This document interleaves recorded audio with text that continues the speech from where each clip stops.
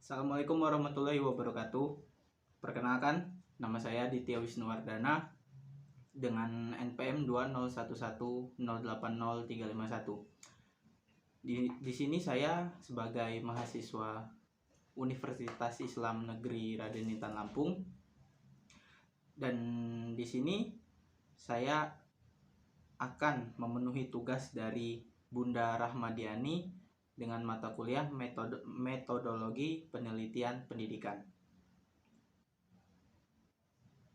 Dan di sini saya akan menyampaikan materi tentang kriteria penyusunan hipotesis. Yang pertama ada pengertian hipotesis penelitian. Hipotesis atau disebut juga hipotesa secara singkat dapat diartikan sebagai dengan dugaan sementara di dalam sebuah penelitian. Hipotesis merupakan jawaban atau dugaan sementara atas masalah yang dirumuskan dan searah dengan tujuan penelitian ilmiah. Karena merupakan sebuah dugaan, maka diperlukan pembuktian untuk menguji kebenarannya. Hipotesis dikatakan teruji jika tidak bertentangan dengan hipotesis yang telah disusun. Hipotesis yang sudah teruji kebenarannya selanjutnya disebut sebagai teori pengujian. Hipotesis dilakukan melalui eksperimen atau percobaan. Fungsi utama dari suatu hipotesis penelitian adalah sebagai pedoman dalam memberikan arah kegiatan penelitian yang dilakukan. Hipotesis penelitian berfungsi sebagai pedoman dalam penyusunan desain penelitian, penentuan kriteria dalam penyusunan instrumen penelitian, menetapkan indikator-indikator atas aspek dan variabel yang diukur, dan menentukan teknik analisis data penelitian. Kriteria penyusunan hipotesis penelitian. Dalam sebuah penelitian, hal yang perlu dilakukan setelah kerangka berpikir adalah penyusunan hipotesis penelitian. Menurut Ari Kunto tahun 2006, hipotesis merupakan gabungan dari kata hipo yang artinya di bawah dan tesis yang artinya kebenaran. Sehingga secara keseluruhan hipotesis berarti di bawah kebenaran atau belum tentu benar. Dan baru diangkat menjadi suatu kebenaran jika memang telah disertai bukti-bukti. Dari paparan di atas dapat dikatakan bahwa hipotesis adalah jawaban yang sifatnya sementara, sehingga perlu dilakukan pengujian secara faktual. Setelah merumuskan hipotesis, tentu penting untuk menilai kelayakan dan hipotesis tersebut. Menurut Furkan tahun 2004, ada beberapa kriteria dalam penyusunan hipotesis, antara lain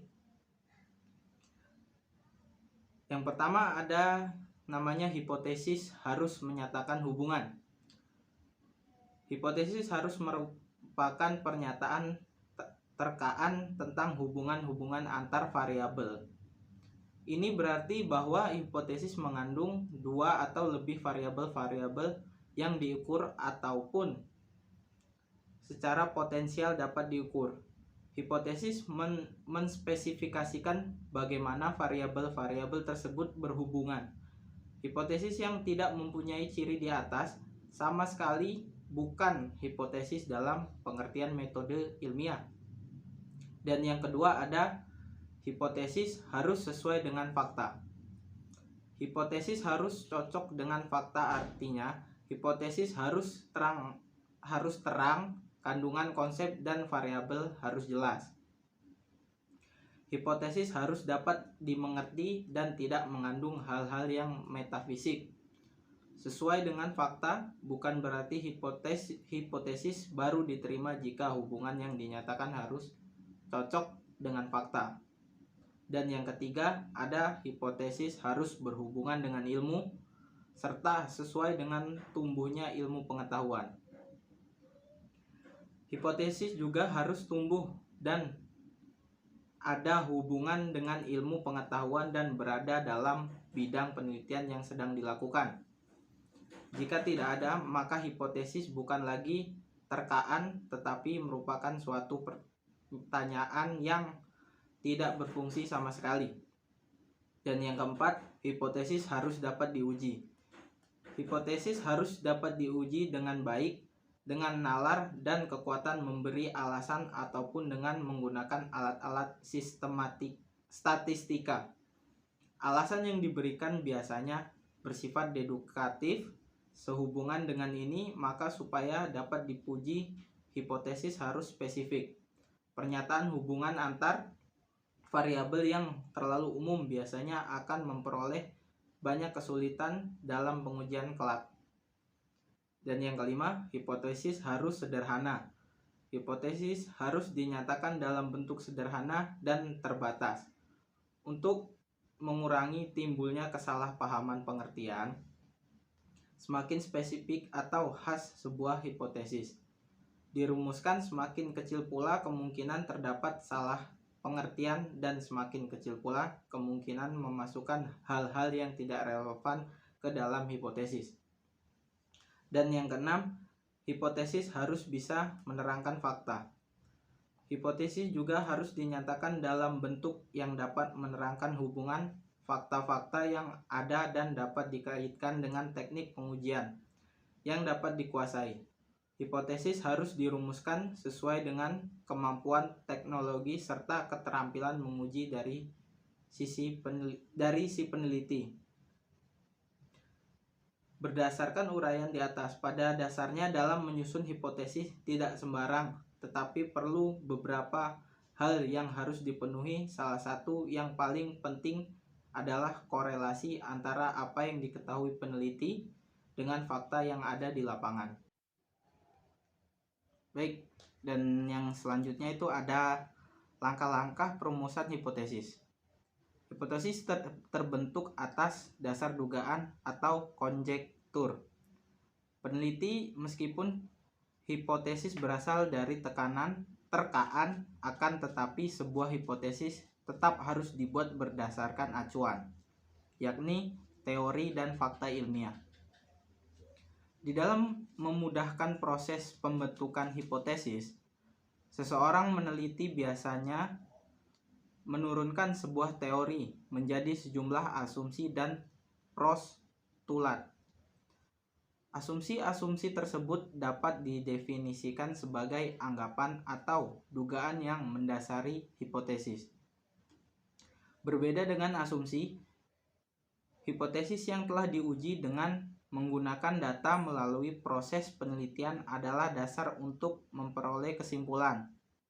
Selain menggunakan teori sebagai acuan perumusan, hipotesis dapat juga menggunakan acuan fakta.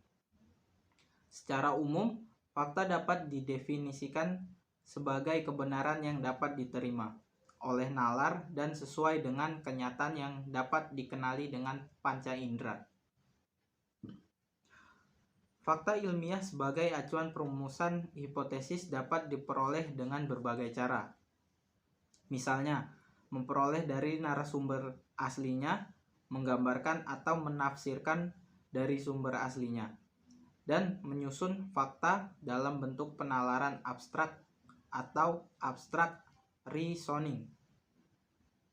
Hipotesis dapat pula dirumuskan berdasarkan beberapa sumber lain, yaitu kebudayaan, di mana ilmu atau teori yang relevan dibentuk, ilmu yang menghasilkan teori yang relevan, analogi dan reaksi individu terhadap sesuatu dan pengalaman. Jenis-jenis hipotesis penelitian. Secara umum, terdapat dua jenis hipotesis, yaitu hipotesis penelitian dan hipotesis statistik.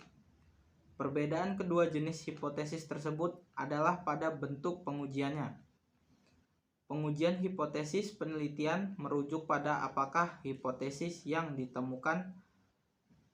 dikemukakan benar-benar terjadi pada sampel yang diteliti atau tidak. Apabila yang ada dalam hipotesis benar-benar terjadi, maka hipotesis penelitian terbukti. Sedangkan pengujian statistik merujuk pada apakah hipotesis penelitian yang telah terbukti pada sampel tersebut dalam tersebut dalam diberlakukan pada populasi atau tidak. Terdapat 3 macam hipotesis dalam penelitian, yakni hipotesis deskriptif, hipotesis komparatif, dan hipotesis asosiatif. Yang pertama ada hipotesis deskriptif. Hipotesis deskriptif adalah dugaan atau jawaban sementara terhadap masalah deskriptif yang berhubungan dengan variabel tunggal atau mandiri. Dan yang kedua, hipotesis komparatif. Hipotesis komparatif dapat diartikan sebagai dugaan atau jawaban sementara terhadap rumusan masalah yang mempertanyakan perbandingan atau komparasi antara dua variabel penelitian. Dan yang terakhir ada hipotesis asosiatif. Hipotesis asosiatif diartikan sebagai dugaan atau jawaban sementara terhadap rumusan masalah yang mempertanyakan hubungan atau asosiasi antara dua variabel penelitian. Demikian penjelasan materi tentang kriteria penyusunan hipotesis. Semoga video ini dapat memenuhi tugas dari Bunda Rahmadiani. Terima kasih. Wassalamualaikum warahmatullahi wabarakatuh.